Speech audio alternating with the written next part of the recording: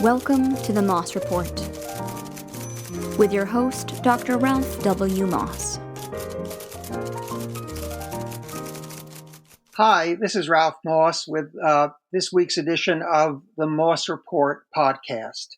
And today I have the great pleasure of talking to my friend and colleague and co-worker, co-author, Tibor Bakács, who lives and works in Hungary. He is a researcher at the Hungarian Academy of Sciences. So welcome to the podcast, Tibor. Thank you for having me. So you and I have a long history together, and I was trying to remember when we first met.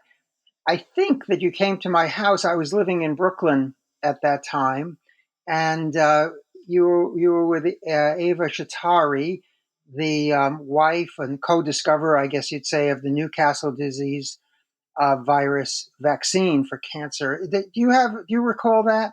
Yes, clearly. Actually, László Csatari, our mutual friend, introduced to each other, and I am very happy for his suggestion because ever since we are working together. Very closely.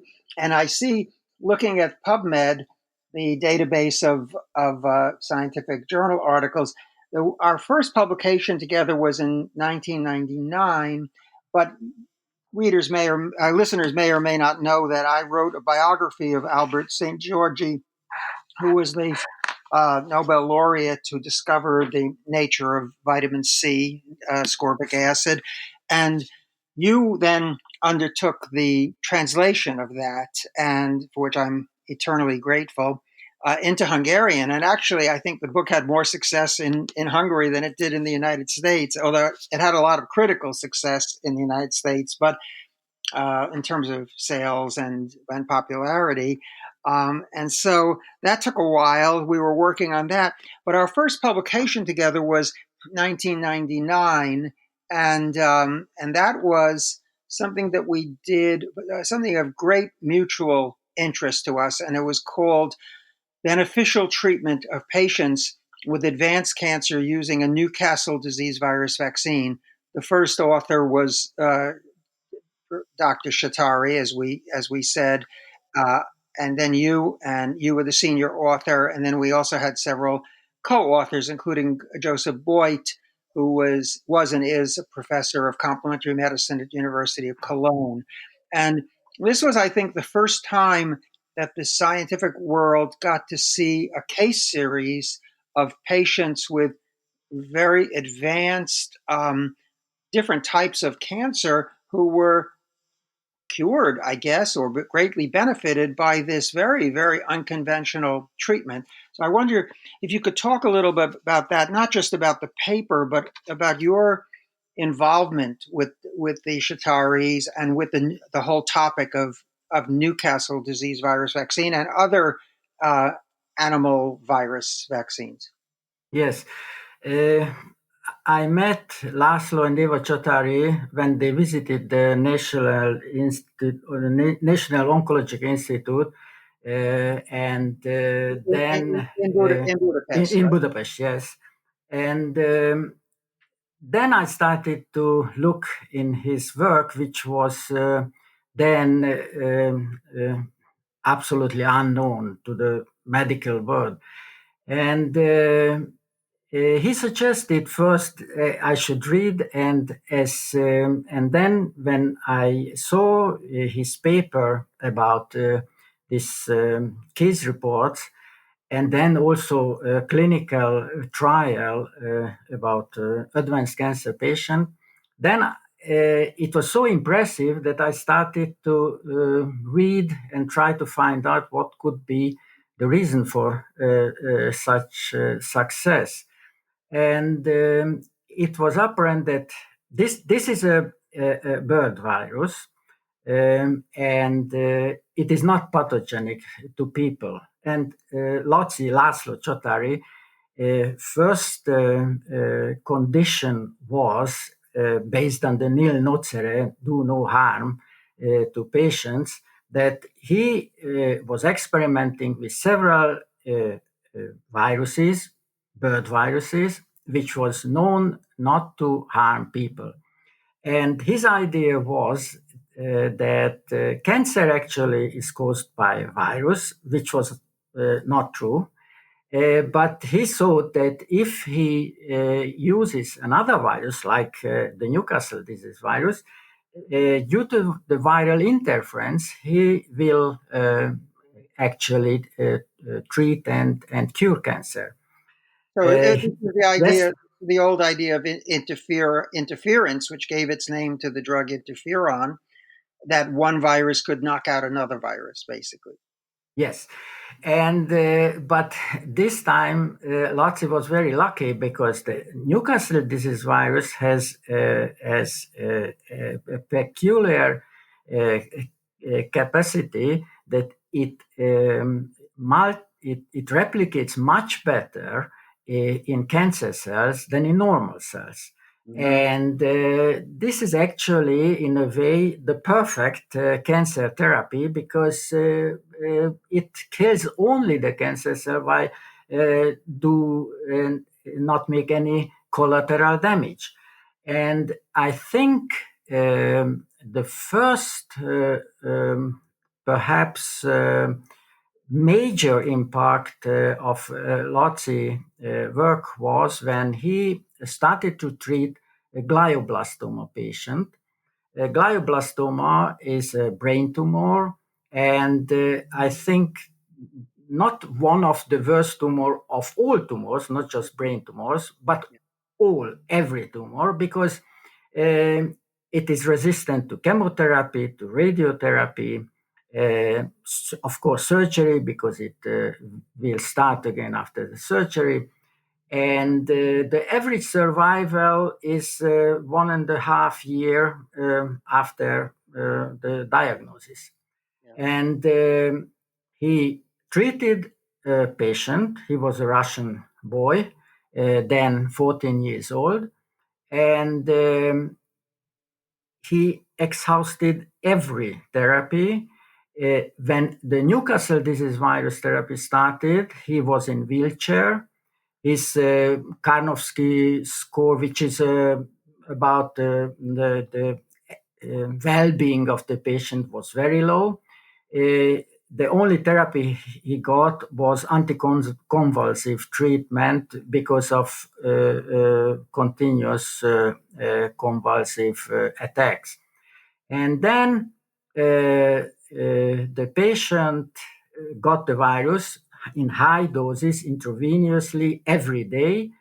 And about a half a year, or between half a year and a year, very impressive shrinking of the tumor was detected by MRI. And after 2 years, the tumor completely disappeared. This was so impressive that this case was published by JAMA, the Journal of American Medical Association. And what is very important, the patient is well and alive and working today. Yeah. Yes?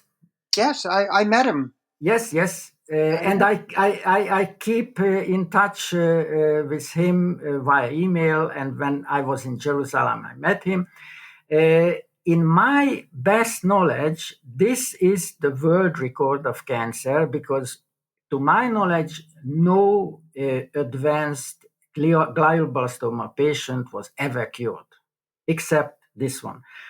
And unfortunately, we did a lot of efforts to make a kind of advertisement, scientific advertisement for this fantastic treatment. We wrote together science translation medicine letter in which we reminded the medical community that this is a treatment which was forgotten and abandoned, unjustified. And I still believe that if there was support for this therapy, it would make a huge impact on cancer. Yeah. You know, Tibor, at that time, I was involved, as you know, with the Office of Alternative Medicine at the NIH. And because of that, I was invited onto the scientific advisory board of the National Brain Tumor Foundation, and I was supposed to advise them on so-called alternative treatments. Of course, the first thing I told them was about this amazing success with glioblastoma, complete remission that, of course, lasts. Does last until today. And their answer was really amazing. They just basically said, "Well, just get on the back of the line because there's so many people wanting to, get our funding." And I said, "But here's a case, it's a demonstrable case published in JAMA of a person who had a complete remission of a supposedly incurable cancer." And they said to me that they were not going to proceed with this because they wanted me to tell them about alternative treatments. And because this Newcastle, as you may remember, was publicized on the front cover of the Journal of National Cancer Institute at one time, they didn't consider it alternative enough for them to investigate. So they just refused to touch it. And nobody since that time, really, in the United States at least, has taken this seriously.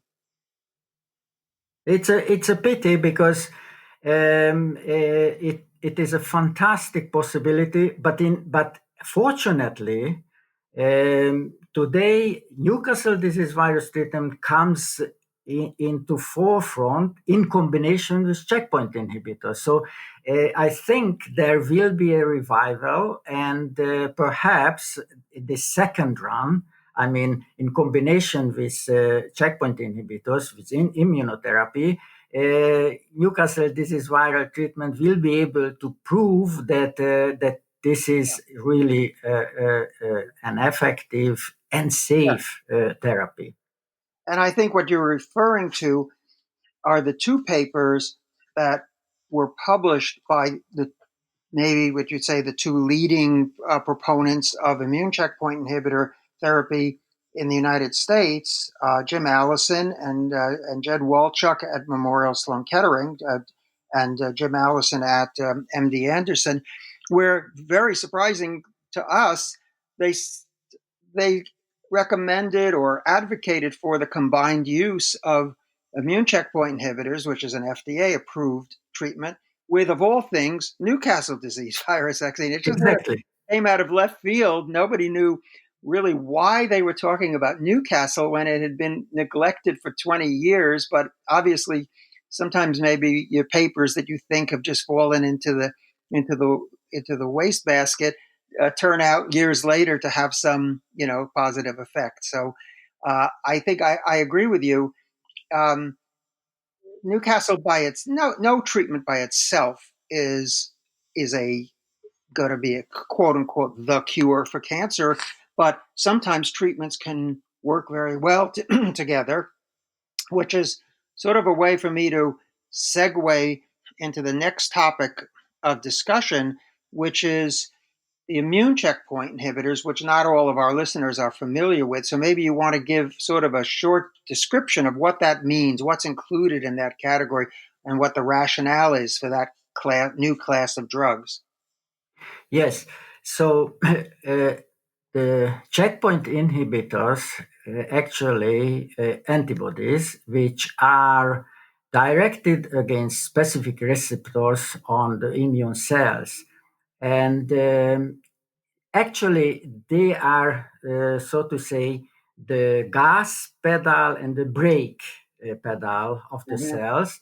And in various situations, in various diseases, they use different molecules. But for cancer, the very first checkpoint inhibitor drug was ipilimumab, which is Yervoy, yes, which is directed against a T cell receptor, which is actually the brake of the T cells. And the original idea was for developing ipilimumab, Yervoy, that in a cancer patient, the immune system try to fight cancer, but the cancer is clever enough to inhibit the fighting cells, mainly T cells, and therefore the attack against cancer cells is inefficient. So what happens if they fix the brake of the T cells and thereby they unleash the T cells against the tumor cells? And they thought this is a good idea because in an average cancer patient who has no infectious diseases or other diseases, only those T cells are activated which are fighting cancer. Therefore, if they fix the brake on these cells, they will attack continuously the cancer. I think what you're saying is release the brake. Because Yeah, you release. the brake. Yeah. Sorry. So, Yeah. so the so the car has no braking function. So that is the parallel. Yeah. Sorry. So anyway, and in mice and then also in patient, this worked extremely well, surprisingly well. The problem was that not only the tumor was eradicated, but the normal cells were attacked, and it became obvious that a small fraction of patients, let's say about 10%,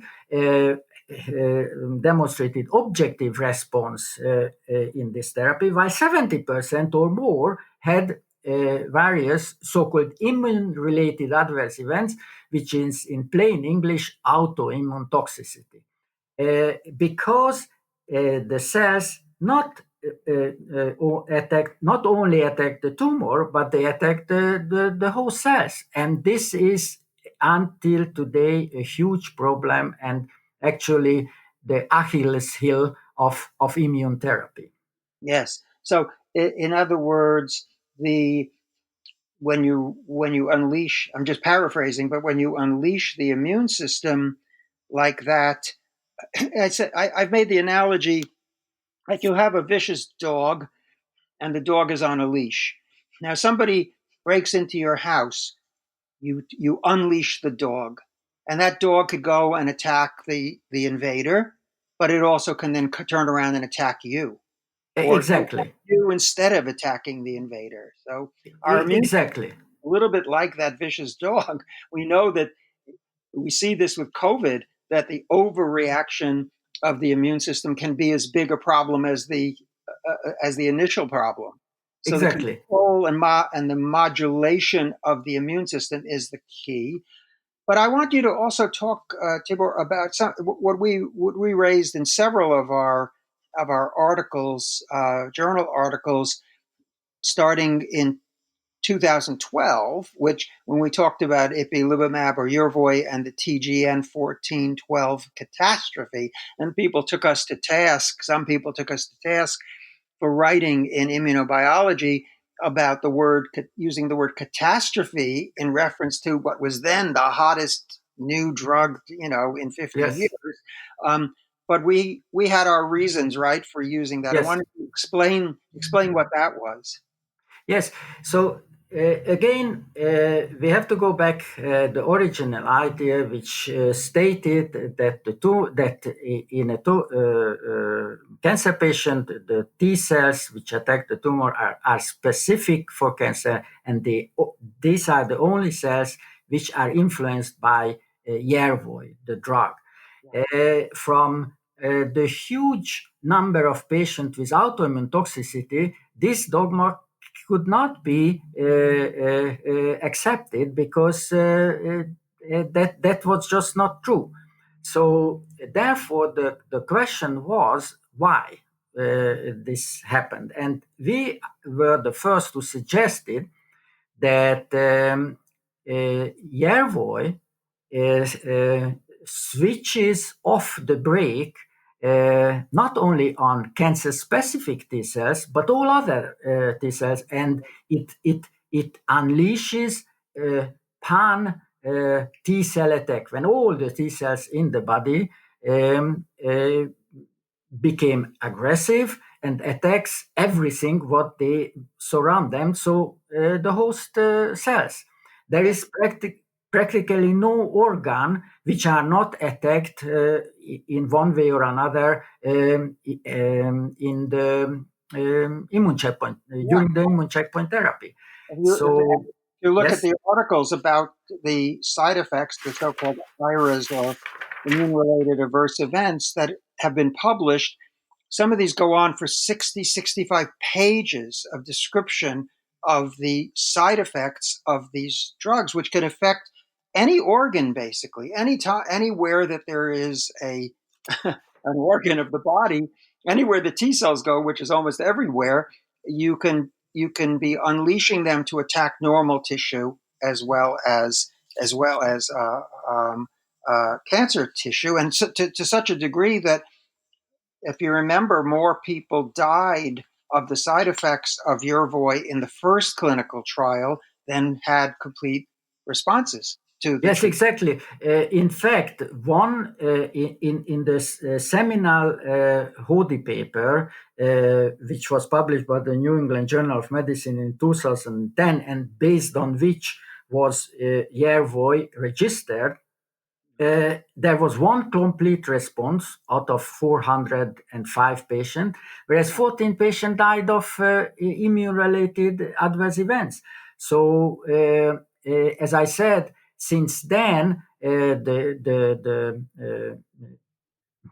immune-related adverse event became the Achilles heel of immune therapy, so much so that recently there was a paper on melanoma patients, advanced melanoma patients who were resistant for all other therapies. So there was their only hope was immune checkpoint inhibitors, and they were treated by a combination of two different checkpoint inhibitors. One is Yervoy, and the other one was nivolumab. I don't exactly know what is the pardon. Optivo. Yes, and in this patient group, the success rate was already 63% after 3 years. So this is really amazing results in a group of cancer patients which were not treatable by other means. But the side effect was almost 60%, and the side effects, 25% of the side effects were grade 3 and 4, so serious that the patient had to discontinue the treatment. So now there are papers which are trying to propose that even if the combination of the two checkpoint inhibitors would be able to cure cancer, almost cure cancer, due to the side effect, they advise, or at least starting to question the idea whether the two checkpoint inhibitors should be used together. And this is, I think, it would be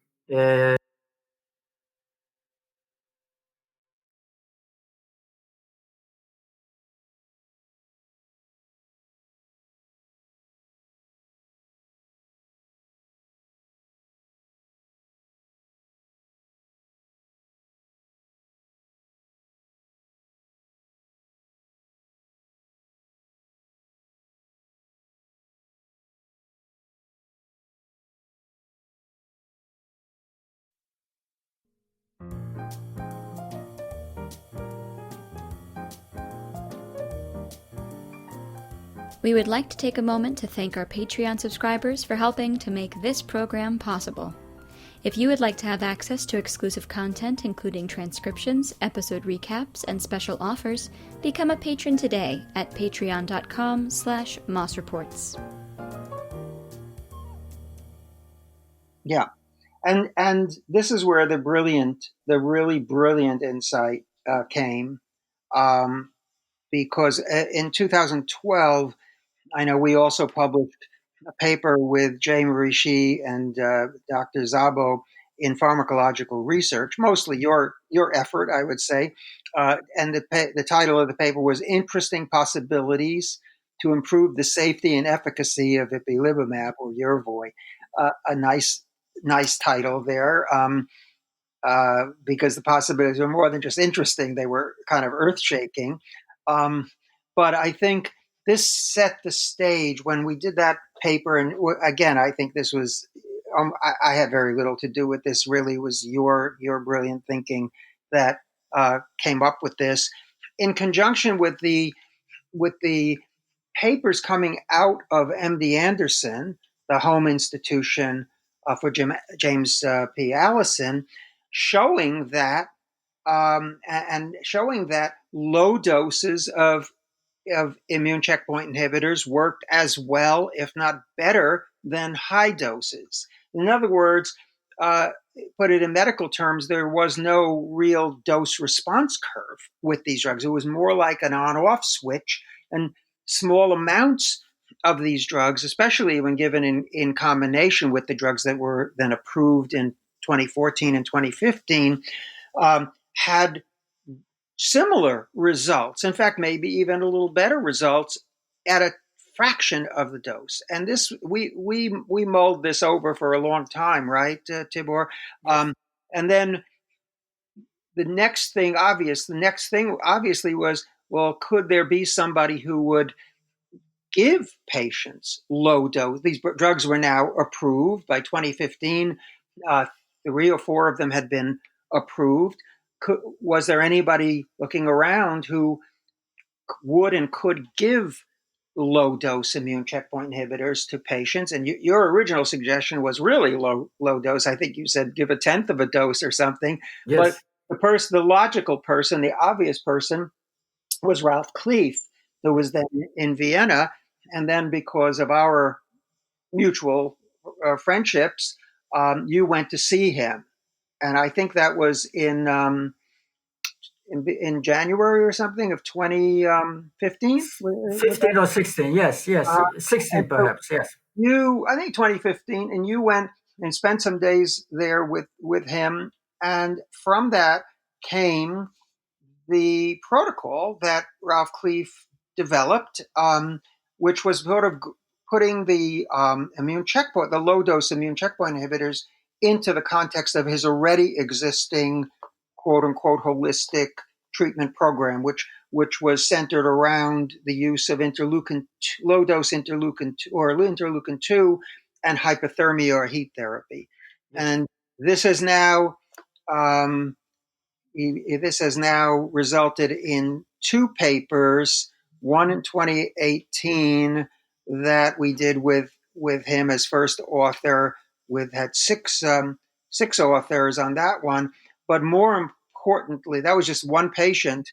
More importantly, this amazing paper. As a sort of a co-author, I shouldn't say call it amazing, but I will say it anyway. This is an amazing paper.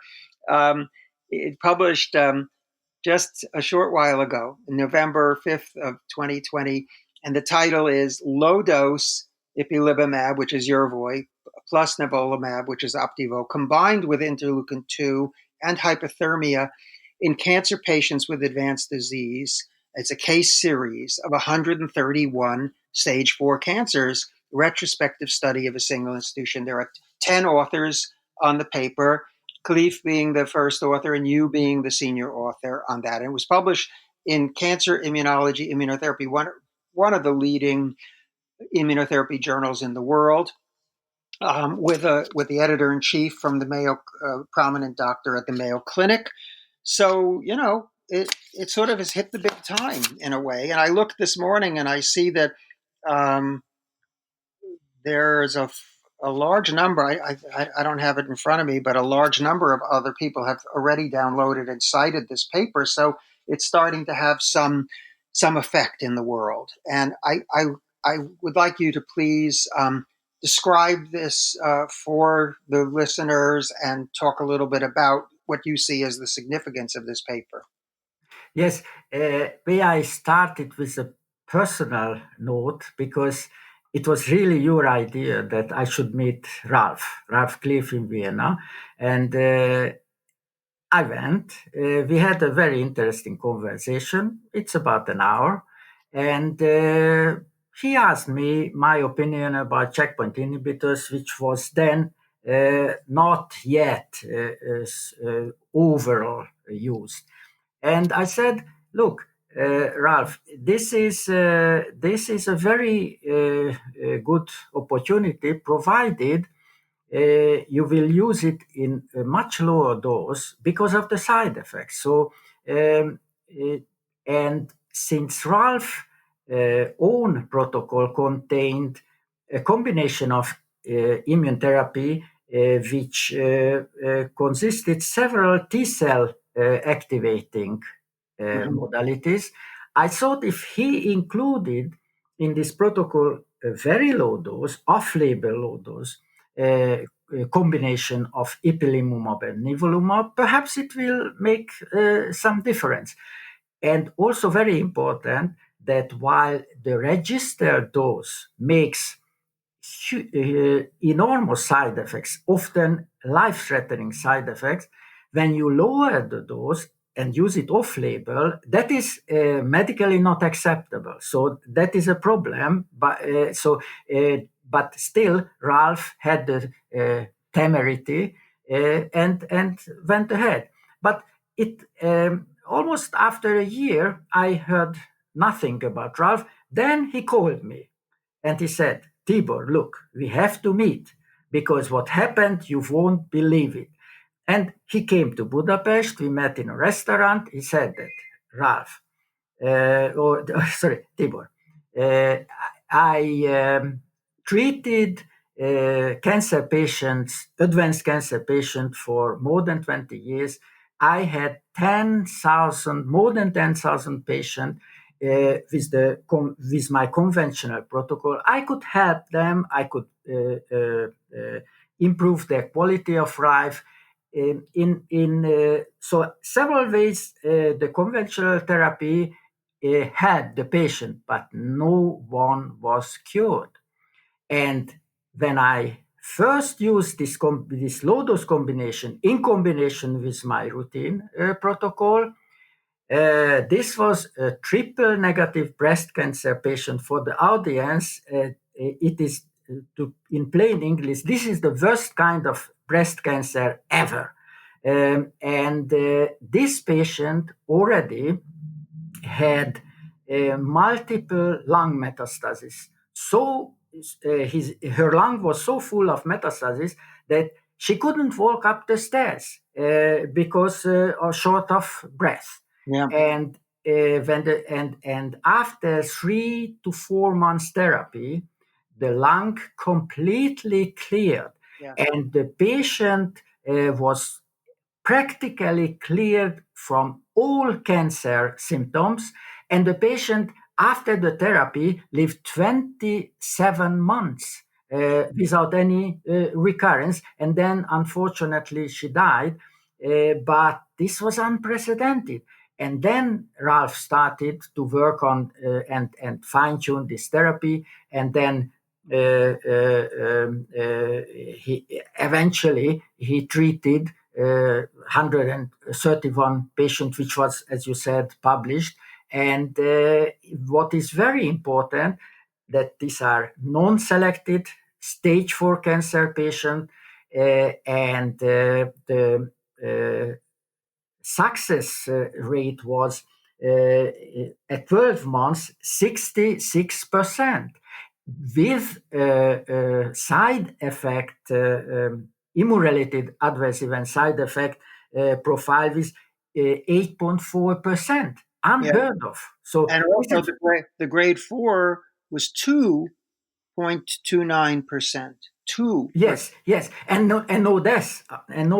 So therefore, I think this opened up the way for checkpoint inhibitors for stage 4 cancer and for practically all cancer. In this paper, if I remember correctly, 29 type of cancer, but above 20 type of cancer was treated, many of which is not indicated for checkpoint inhibitors therapy yet, because the registered doses are very toxic. So therefore, they cannot be used in any cancer patient or against any cancer. Also, I mean, 23 different types of cancer. 26, sorry, 20, yes, sorry. But I think also because,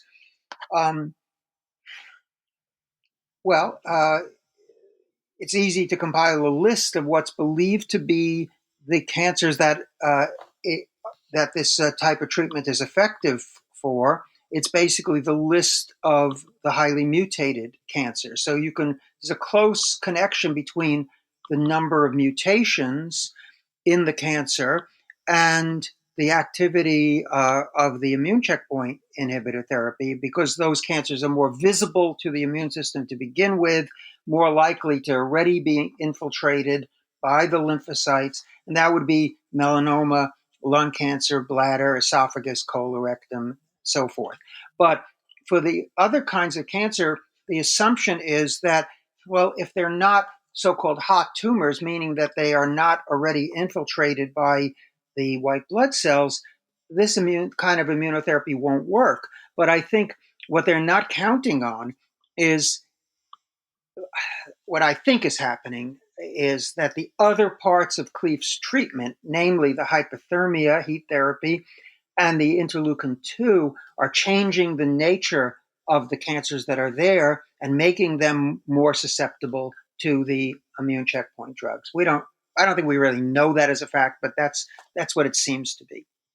Yes, and here we come back to the viral therapy, for example, Newcastle disease viral therapy, because if this protocol, Cleef protocol, would be complemented with a viral therapy, we hope that the so-called cold tumors would become hot ones, because the virus could increase the antigenicity of the tumors, and so the immune cells would notice them and attack them. Yes, which we know is true I think it's with the measles virus vaccine.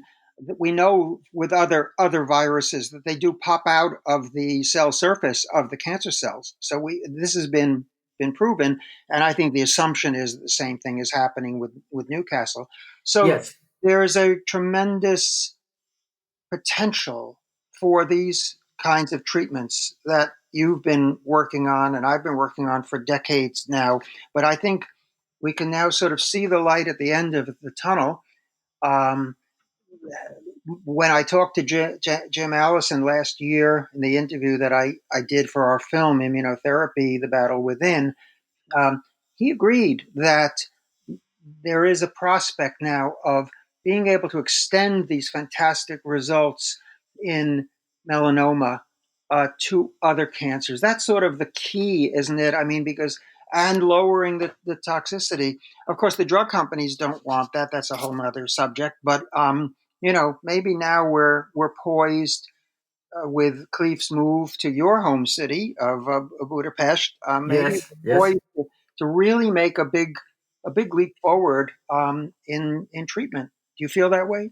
Yes, definitely. And I am looking forward to work with Ralph here in Budapest. Of course, it's an exciting time. Yes. And also, perhaps we should also mention that beside the side effects, the immune-related side effects of checkpoint inhibitors, there is another problem, the price. And if, as in this protocol, only the 1/10 of the drug is used, then it would be available for many cancer patients who could not afford the normal price, the price of the registered doses. So this is also important financial aspect of this therapy. I mean, these big pharma companies have priced these drugs out of the range of the average person, $150,000 per US dollars per patient. And as people have pointed out, it could go as high as $1 million per patient if you use the combined drugs. So by lowering the dose significantly, Cleef has also made it possible for many more people to get. I won't say that it's yet within the reach of the average person, but it's getting there. And perhaps it's not even necessary to give as much as he's giving. I mean, that's something that needs to be explored in a clinical trial, and hopefully we'll all be able to see that someday. Well, thank you so much, Tibor. As always, wonderful to talk to you. For Moss Report, this is Ralph Moss. Thank you. Thank you for listening to the Moss Report podcast.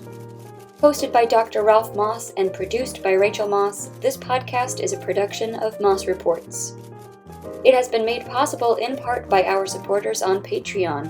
When you become a Patreon supporter, you will have access to episode transcriptions, recaps, and more. Learn more at mossreports.com/Patreon. We thank you very much for your support.